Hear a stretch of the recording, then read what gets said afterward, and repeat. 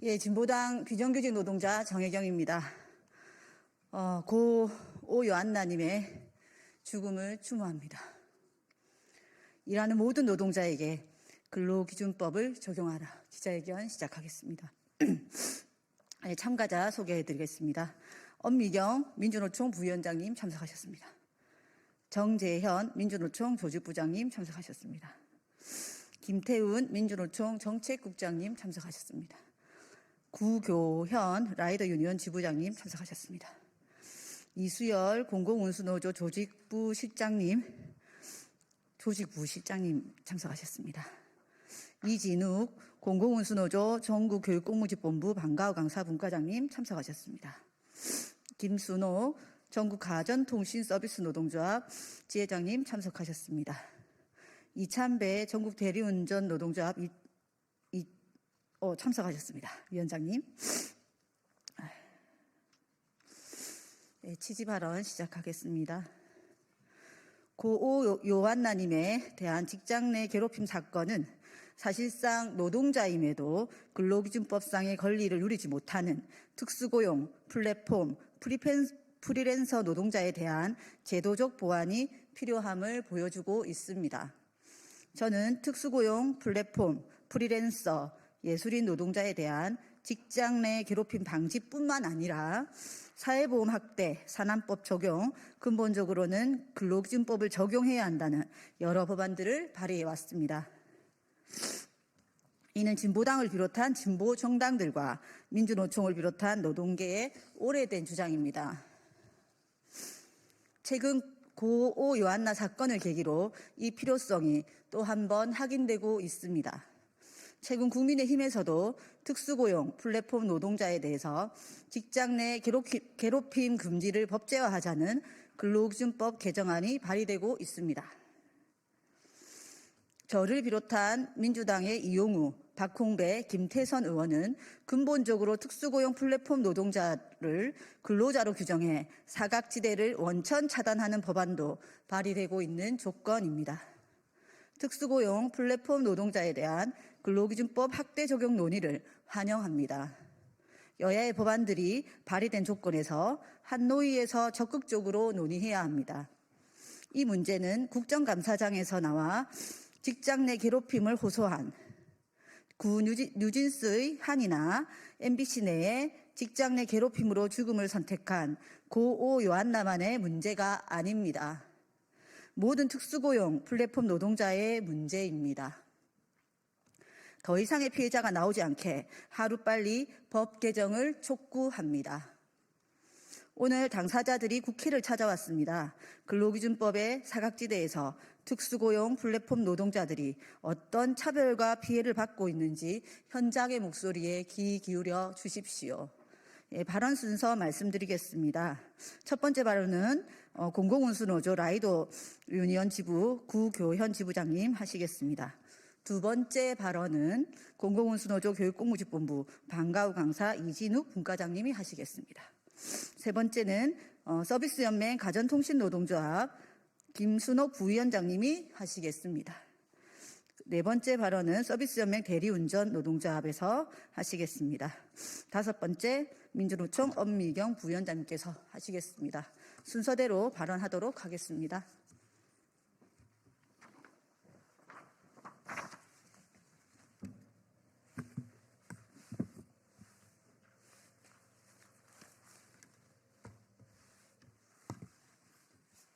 네, 공공운수노조 라이더 유니온 지부 구교현 지부장입니다. 발언하겠습니다. 플랫폼으로 일하는 배달 노동자들에 대한 괴롭힘 사건들은 일일이 열거하기도 힘들 만큼 다양하고 심각합니다. 특히 배달 대행사에서는 사업주에 의한 괴롭힘 사건들이 너무나 많습니다. 나이가 어리다는 이유로, 말을 안 듣는다는 이유로 불이익을 줍니다. 남들이 가기 싫어하는 소위 똥콜을 강제 배차하기도 하고 콜이 핸드폰에 늦게 뜨게 하거나 아예 일부의 콜이 뜨지 않도록 조작을 하기도 합니다. 배달 노동자는 홀로 일하기 때문에 자기가 불이익을 당하는지도 모르는 경우도 있습니다. 노동자가 항의하면 계정을 정지시키고 블랙리스트를 걸어 타 대행사에서 일하지 못하게도 합니다. 얼마 전에 눈이 많이 왔었는데요. 이날 악천후에 출근하지 않았다는 이유로 따돌림을 했던 사례도 있고요. 특정한 노동자에게 수수료를 더 많이 부과하거나 아예 벌금을 내게 하는 경우도 있습니다. 오토바이를 빌려 타는 경우에도 각종 비용을 일부러 높게 내도록 만드는 경우도 있습니다. 심지어 사업주가 마음에 들지 않는다며 노동자를 폭행하는 일들까지 벌어집니다. 이런 사건들은 심각한 폭행의 경우에만 형사 사건으로 처벌될 뿐 업체 차원의 아무런 조치 없이 노동자가 업체를 떠나는 것으로 마무리되는 경우가 너무나 많습니다. 업체 내에서 특정 노동자에게 가해지는 괴롭힘에 대해 대항할 수 있는 수단이 전혀 없기 때문입니다. 그나마 있는 직장 내 괴롭힘 금지 조항은 우리와 같은 플랫폼 노동자에게는 적용되지 않습니다. 법이 시급히 개정되어야 합니다. 다른 한편으로 일부의 상점주 및 고객 등에 의한 괴롭힘 사건들도 있습니다. 한 노동자는 상점에서 음식이 늦게 나오는데 불만을 얘기했다는 이유로 구석으로 끌려가 욕설을 들어야 했고요. 고객에게 주류를 배달하는 과정에서 신분증 확인을 요구했다가 폭행을 당한 배달 노동자도 있었습니다. 시끄럽다는 이유로 처음 보는 배달 노동자를 쇠파이프로 폭행한 사건도 있었고요. 기분 나쁘게 웃으며 결제를 요구했다는 이유로 노동자를 폭행한 사건, 갑자기 차에서 뛰어나와서 배달 노동자를 폭행한 사건들, 그 경우들도 너무나 많습니다. 업무 특성상 외부에서 여러 사람들을 대면하게 되는 만큼 그 과정에서 발생하는 괴롭힘 사건에 대해서도 보호가 필요하다고 생각합니다. 그러나 현재의 직장 내 괴롭힘 금지법은 한 사업장 내에서 상급자나 동료에 의해 발생하는 사건만을 대상으로 합니다. 업무 과정에서 여러 사람을 만나고 그 과정에 괴롭힘 사건이 발생할 가능성이 높은 직종들도 많은 만큼 직장 내 괴롭힘의 정의가 확대될 필요가 있습니다. 더불어서 이렇듯 사건이 발생했을 때 사후 약방문처럼 뒤늦게 법을 고쳐서는 안 됩니다. 근로기준법을 포함한 노동법에 명시된 권리들은 특수고용 플랫폼 프리랜서로 불리는 수많은 노동자들에게도 필요합니다. 그래야 최소한의 안전을 지키고 부당한 상황을 그냥 참지 않을 수 있습니다. 모든 노동자에게 노동법을 적용해야 합니다. 감사합니다.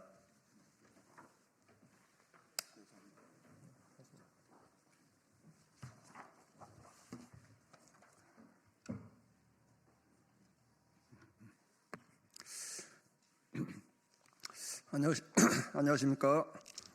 예, 저는 학교에서 일하는 방과후학교 강사입니다. 최근 경기지방노동위원회에서는 매우 의미 있는 결정이 있었습니다. 작년 8월에 부당하게 해고된 방과후학교 강사가 제기한 부당해고 구제 신청이 기각이 되었습니다. 해고가 철회되지는 못했지만 결정문에서 진호위는 방과후학교 강사는 학교의 지휘 감독을 받고 일하는 노동자라고 판단을 했습니다. 특수고용직인 방과후학교 강사의 노동자성을 인정한 중요한 판례입니다. 그러나 이로 인해 학교와 교육청이 뭔가 변화된 모습을 보이고 있지는 않습니다. 오히려 이번 결정 이후에 학교와 교육청은 남아있는 강사들에게 대해 어떻게 더 책임 회피를 할까 궁리를 하고 있는 것 같습니다. 서희초 사건 이후에 교권 회복에 대한 화두가 커졌고 여러 제도적인 논의가 많이 있습니다. 그러나 이것은 어디까지나 교원들에 한해서입니다. 학교에서도 비정규직인 강사들에게 교권 회복은 아직은 먼 이야기입니다. 몇 년 전 충북의 한 방과후학교 강사는 학급 교실에서 수업을 하다가 담임교사로부터 교실 빌려 쓰면서 업무 방해하지 마세요 라는 핀잔을 들었다고 합니다. 우리가 교실을 빌려 쓰는 이들이었던가요? 또 경기의 한 방과후학교 강사는 수업 중 아이에게 한 행동이 오해를 불러 학부모로부터 부당하게 갑질과 폭언을 당했습니다. 그런데 학교는 사실을 제대로 파악하기보다 무조건 학부모에게 사과해라 라고만 했습니다. 부당한 압력으로부터 학교는 강사를 보호해주지 못하고 오히려 책임 회피와 덮어씌우기를 하고 있는 것입니다. 극심한 스트레스를 받은 이 강사는 결국 학교를 그만둘 수밖에 없었습니다. 전국의 방과후 학교 강사들은 이런 일들을 자주 겪고 있습니다. 학교 안에 주차를 하지 못해 외부에 해야 했다는 강사, 수업에 필요한 자료를 만드는데 학교의 복사기를 사용하지 못한다는 강사, 수업 중에 발생한 쓰레기를 학교에서 처리하지 못하고 쓰레기 봉투를 가지고 다니면서 담아서 가져가야 한다는 강사 등 노조에 지금까지 접수된 수많은 사례들이 있습니다. 방과후 학교 강사는 마치 학교에서 주홍글씨이고 불가촉천민인 것 같습니다. 하지만 방과후 학교 강사들은 학교에서 정말 열심히 아이들을 가르치고 있습니다. 교과 수업을 마치고 방과후 교실로 달려와 자신이 좋아하는 수업을 기다린다는 아이, 방과후 학교를 통해 진로와 전공 선택에도 도움이 되었다는 아이, 요리 수업을 들은 뒤 편식 습관이 고쳐지고 안 먹던 채소를 먹게 되었다는 아이, 학교에서 좋은 내용을 가르쳐주고 아이들 돌봐주기까지 하니 너무 감사하다는 학부모, 졸업 후 취업에도 도움이 되었다는 아이 등 방과후 학교의 교육적 성과 사례는 차고 넘칩니다. 이런 강사들의 목소리를 정부와 국회는 외면하지 말아야 할 것입니다. 최근 늘봄학교까지 시행되어 강사들의 역할은 더욱 커졌지만 반대로 일자리는 더욱 불안해지고 있습니다. 노동법의 사각지대에 있어 늘 불안한 고리를 이제는 끊어내야 합니다. 앞서 말씀드린 지방노동위원회의 노동자성 인정 사례는 좋은 결과이지만 당사자에게만 한정된 경우가 아니라 모든 방과후 학교 강사가 보편적으로 누릴 수 있는 권리여야 합니다. 방과후 학교는 엄연히 학교에서 수업을 하고 있고 강사들은 그 중심에 있습니다. 방과후 학교 강사들은 학교 교육의 주체고 학교와 계약한 당사자고 아이들의 선생님이고 학교 교육 공동체의 일원이고 방과후 학교를 가장 잘 아는 전문가입니다. 교육을 하는 이들이 불행한데 교육을 받는 학생들이 행복할 수 없습니다. 방과후 학교 강사를 비롯한 모든 특수고용 플랫폼 예술인 노동자가 직장 내 괴롭힘을 당하지 않아야 하고 당당하게 가슴을 펴고 눈치 보지 않고 일할 수 있도록 해야 합니다. 일하는 모든 노동자의 노동기본권 보장을 촉구합니다. 이상입니다.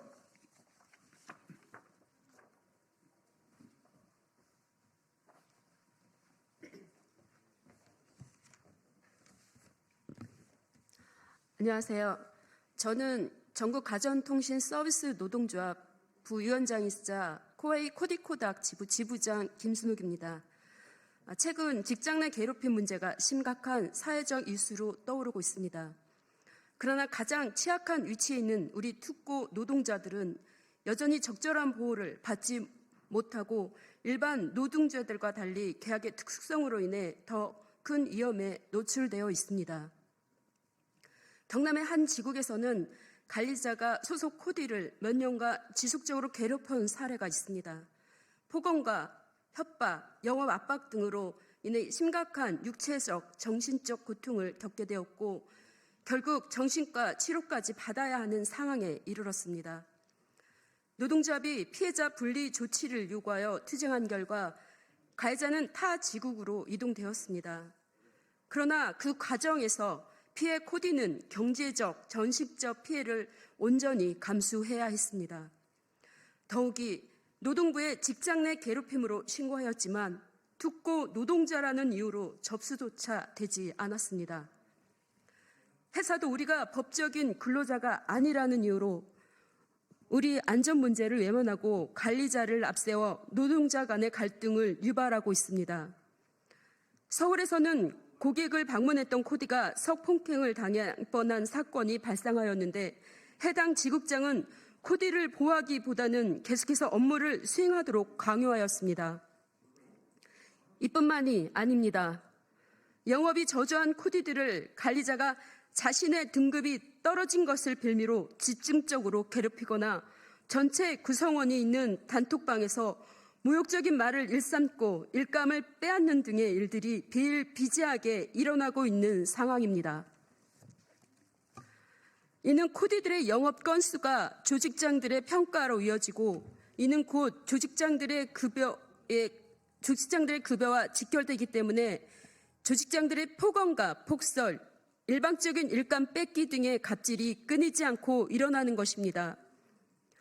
회사는 뒤에 숨은 채 관리자들을 평가 점수로 압박하여 특고 노동자들에게 갑질을 하도록 유도하고 있는 것입니다. 코웨이는 우리가 특고 노동자라 법적 보호 조치의 강제성이 없다는 이유로 제대로 된 보호 조치를 취하지 않고 있는데, 이는 코웨이의 구조적 문제뿐만 아니라 이 사회가 특고 노동자들의 노동 환경을 외면해온 결과입니다. 특고 노동자들은 일반 노동자들과 동일하게, 아니 그 이상으로 직장 내 괴롭힘에 대한 보호가 필요합니다. 그러나 현재 법과 제도는 특고 노동자들을 충분히 보호하지 못하고 있습니다. 특고 노동자들도 직장 내 괴롭힘으로부터 보호받을 수 있도록 법적 제도 마련이 절실합니다. 양질의 일자리가 줄어들고 우리와 같은 특고 노동자들이 늘어나고 있는 현실에서 이 문제는 비단 소수의 노동자들에게만 극한된 문제가 아니라고 생각합니다. 우리 사회 전체의 문제로서 모두가 관심을 가지고 함께 해결해 가야 할 과제라고 생각합니다. 직장 내 괴롭힘으로부터 보호받지 못하는 특고 노동자들의 현실을 더 이상 외면하지 말아주시고 목소리에 귀 기울여 모든 노동자가 차별 없는 세상, 노동이 존중받는 세상으로 나아갈 수 있도록 함께 힘을 모아주시기를 간곡히 부탁드립니다. 감사합니다.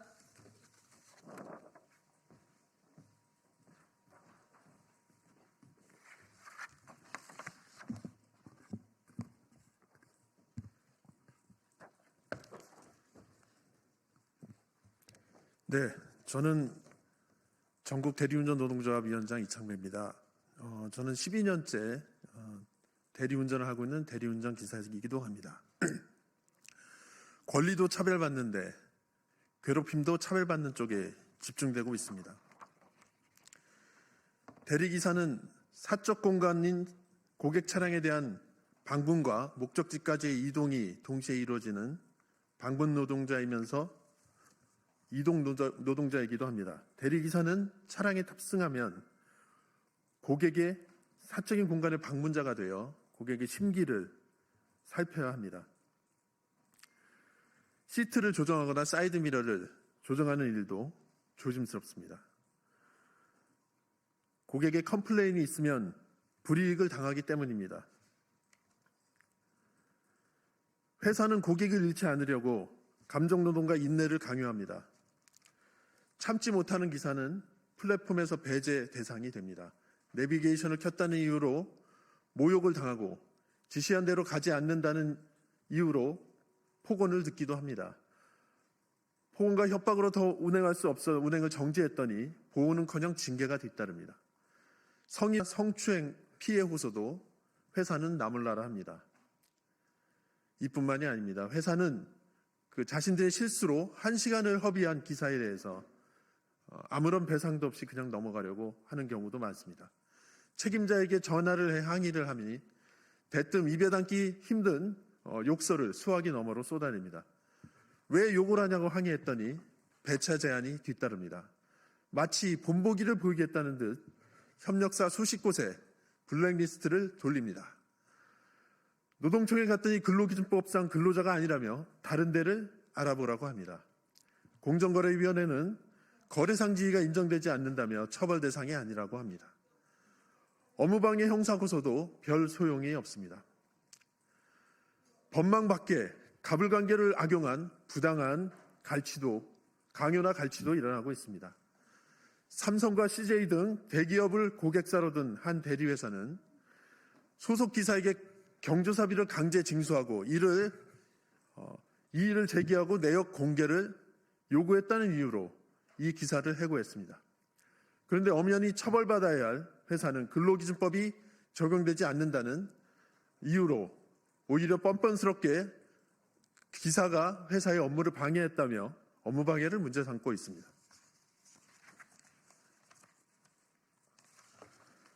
이처럼 대리운전기사는 고객과 회사의 괴롭힘에 속수무책으로 당해왔지만 근로자가 아니라는 이유로 전속성이 없다는 이유로 산안법과 근로기준법의 보호를 받지 못했습니다.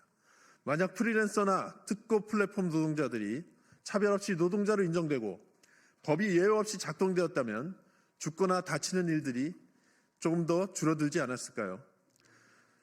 정부와 기업주들, 법제도를 배제하는 차별을 통해 이득을 얻는 자들이 이러한 죽음의 주범이고 공범이며 가해자라고 생각합니다.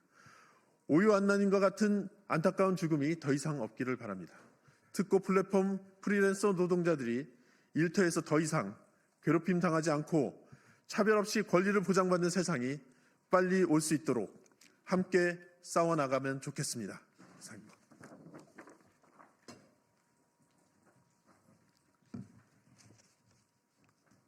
고 요한나 노동자의 죽음을 추모합니다. 민주노총 부위원장 엄미경입니다. 민주노총 그간 모든 노동자의 근로기준법을 적용받을 것을 촉구하며 투쟁해 왔습니다. 그러나 저희들의 투쟁이 미흡했는지 오 요한나 노동자의 죽음을 막지 못했습니다. 저희들은 더 이상 노동 현장에서의 사회적 살인이 벌어지지 않기 위해서 모든 역할을 다할 것입니다. 앞서 증언한 많은 노동자들이 또다시 비극적인 삶을 죽음으로 연결되지 않도록 노동자성 인정을 위한 근로기준법 2조 개정을 위해서 모든 노력과 투쟁에 앞장서겠습니다. 감사합니다. 예, 우리가 알지 못하는 한이와 오 요한나가 이 세상에는 너무나 많다는 사실 알아주시고 우리 언론 노동자들께서 많은 관심 좀 부탁드리겠습니다. 이상으로 기자회견 마치겠습니다.